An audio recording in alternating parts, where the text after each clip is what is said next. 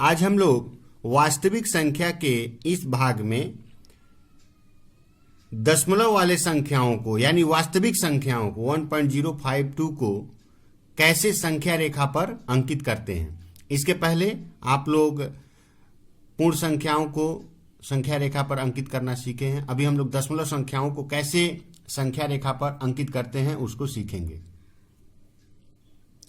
तो यहां पर जो संख्या दी गई है 1.052, यह संख्या को यदि संख्या रेखा पर अंकित करना हो तो इसका पोजीशन क्या होगा। हम लोग देख पा रहे हैं इस संख्या का मान 1 से ज्यादा है और 2 से कम है, क्योंकि दशमलव के पहले जो रहता है उसका मतलब क्या हुआ कि ये 1 से ज्यादा है बट यहाँ पर 2 नहीं है, इसलिए 2 से कम है, यानी ये जो संख्या है 1 और 2 के बीच स्थित होगी। जैसे मैं यहाँ पर एक संख्या रेखा ड्रा किया हूं, ये संख्या रेखा का ओरिजिन है जहां से स्टार्ट हो रहा है 0। इसके राइट तरफ जाने से हम लोग जानते हैं कि धनात्मक संख्या और लेफ्ट साइड जाने से ऋणात्मक संख्या।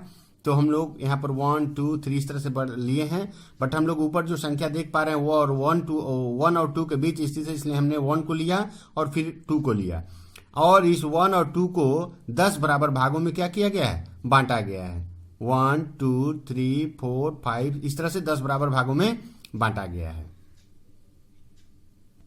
तो ऊपर के जो 10 बराबर भाग हैं इसको बड़ा करके दिखाया गया है। यहाँ पर मैंने 1 लिया है और इस 2 को यहाँ पर लिया है ताकि बीच वाले भागों को 10 भागों में बांटा गया था, इसको बड़ा करके कैसे हम लोग लिखेंगे, क्योंकि यहाँ नंबर लिखना पड़ेगा। तो हमने इसको बड़ा करके लाइन और ड्रा किया और इस 1 को यहाँ ड्रा किया और 2 को यहाँ पर ड्रा किया, बीच वाले भाग को 10 बराबर भागों में बांटा गया है। अच्छा, यहाँ पर 1 है तो 1 को हम लोग 1.0 भी लिख सकते हैं, बोल सकते हैं। 2 है तो 2.0 भी बोल सकते हैं। हमने 1.0 इसलिए बोला क्योंकि हमारी संख्या में 1.0 आ रहा है। ये थोड़ा कंफ्यूजिंग क्वेश्चन है। अगर यहाँ पर कुछ नंबर होता 2 3 4 तो कोई प्रॉब्लम नहीं था, हम लोग डायरेक्ट आगे बढ़ते, बट यहाँ पर 0 इसलिए मैंने यहाँ पर 0 दे करके समझाने का प्रयास किया है। अब हम लोग देख पा रहे हैं 1.05, ठीक है। तो 1.05 है तो ये कहां पर आएगा, 1 है और इस पहले घर का मान क्या है 1.1 है, ठीक है। तो 1.05 किसके बीच में आएगा, 1.0 यानी 1 और 1.1 के बीच में आएगा। तो जैसे हम लोग 1 और 2 को 10 बराबर भागों में बांटे थे, इसी प्रकार हम लोग 1 और 1.1 को भी 10 बराबर भागों में बांटेंगे। तो यहां पर मैंने क्या किया है, 1 यहां पर लिया और 1.1 को यहां पर लिया, ठीक है। और इसके बीच वाले भाग को, यानी ये जो बीच वाला भाग था इसके बीच वाले भाग को 10 बराबर भागों में क्या किया गया है, बांटा गया है। तो पहले भाग का मान क्या होगा, ये 1.0 है तो 1.01 1.02 1 इस तरह से हम लोग आगे बढ़ेंगे, ठीक है। अब यदि हम लोग नंबर को देखें, हमारा जो नंबर था क्या था 1.052। नंबर क्या है, मेरा नंबर है 1.052, ठीक है। तो हम लोग देख पा रहे हैं 1.05 है, यहां पर 1.06 है, यानी हमारा जो 1.052 नंबर है ये 1.05 और 1.06 के बीच में आएगा। अब 1.05 और 1.06 के बीच का जो स्पेस है इसको भी 10 बराबर भागों में बांटा गया। जैसे कि यहाँ पर एक और लाइन हमने ड्रा किया है, यहाँ पर 1.05 यानी ये 1.05 यहाँ पर आया और 1.06 यहाँ पर आया। अब इस बीच वाले भाग को क्या किया गया है, 10 बराबर भागों में बांटा गया। जैसे पहले भाग 0.5 है तो यहाँ पर 0.51, ये हो जाएगा 1.052 1.053, इस तरह से 10 भाग बटे हुए हैं। अब हम लोग यदि अपने नंबर को देखें 1.052 तो हमारा नंबर यहाँ पर दिख रहा है 1.052। तो ये नंबर का जो पोजीशन हुआ मैंने एरो करके दिखाया है, ये नंबर जो हुआ ये संख्या रेखा पर अंकित हो गया और हमारा प्रश्न जो है सॉल्व हो गया। अब यहाँ पर एक और वास्तविक संख्या 2.321 को संख्या रेखा पर अंकित करेंगे ताकि प्रोसेस पूरा क्लियर हो जाए। तो यहाँ पर मैंने एक संख्या रेखा ड्रा किया है, ये 0 है, 0 से हम लोग राइट की तरफ जाएंगे तो +1 +2 +3 और लेफ्ट तरफ जाएंगे तो क्या होगा -1 -2 इस तरह से मिलता है।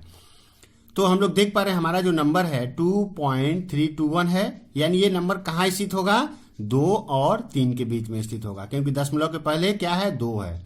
ठीक है, तो हम लोग इसको 2 और 3 के बीच में स्थित होगा, और 2 और 3 के भाग को क्या करेंगे, 10 बराबर भागों में हम लोग बांटेंगे।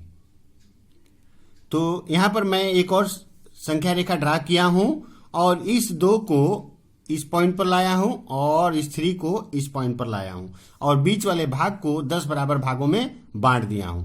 तो पहले भाग 2 है तो 2.1, 2.2, 2.3, इस तरह से 10 बराबर भागों में क्या हुआ है, बटा हुआ है। इसके बाद हम लोग ये देखेंगे कि ये 2.321 यानी 2.3 यहां पर है, और हमको चाहिए 2.321 यानी 2.3 और 2.4, ये नंबर किसके बीच में आएगा, अब ये आएगा 2.3 और 2.4 के बीच में आएगा। अब इस 2.3 और 2.4 को भी हमें 10 बराबर भागों में बड़ा करके बांटना पड़ेगा दूसरी सरल रेखा पर। तो यहां पर मैंने एक और संख्या रेखा ड्रा किया है, और इस 2.3 को इस पोजीशन पर दिखा रहा हूं, और 2.4 को इस पोजीशन पर दिखा रहा हूं, और 2.3 और 2.4 को भी फिर किया गया 10 बराबर भागों में बांटा गया है। तो पहले भाग का 2.3 के बाद वाला पॉइंट क्या होगा, 2.31, 2.32, 2.33, 2.34, इस तरह से ये आगे बढ़ेगा। ठीक है, अब हम लोग फिर से देखेंगे कि 2.321 किस पॉइंट पर आएगा। तो हम लोग देख पा रहे हैं 2.32, ठीक है, इसके बाद 1 चाहिए, तो इसका मतलब क्या हुआ, ये पॉइंट 2.32 और 2.33 के बीच में आएगा। अब हम लोग फिर से एक संख्या रेखा ड्रा किए हैं, और 2.32 को इस पोजीशन पर अंकित किया गया है, और 2.33 को इस पोजीशन पर अंकित किया गया है। ठीक है, अब हमें क्या चाहिए, 2.321 चाहिए, तो इसको फिर 2.32 को और 2.33 को 10 बराबर भागों में बांटा गया है। तो 2.32 ये हुआ, 2.321, 2.322, इस तरह से ये आगे बढ़ करके 2.329, उसके बाद 2.33 होगा, क्योंकि 9 के बाद क्या होगा, 10 करेंगे तो एक हासिल इधर आ जाएगा, 0 हो जाएगा, और ये 3 हो जाएगा, तो 2.33 हो जाएगा। तो हम लोग देख पा रहे हैं 2.321 किस पोजीशन पर है, इस पोजीशन पर मैंने रेड पेन से इसको दर्शाया है। तो फाइनली यही जो नंबर हुआ यानी 2.321 संख्या रेखा पर ये फाइनल हमारा आंसर हुआ, जो कि क्वेश्चन में क्या दिया गया था 2.321, यहाँ पर मैंने लिख दिया है। तो हमारा आंसर क्या हुआ 2.321। यदि आपको ये मेरा वीडियो पसंद आए तो मेरे चैनल को सब्सक्राइब करिए और लाइक करिए।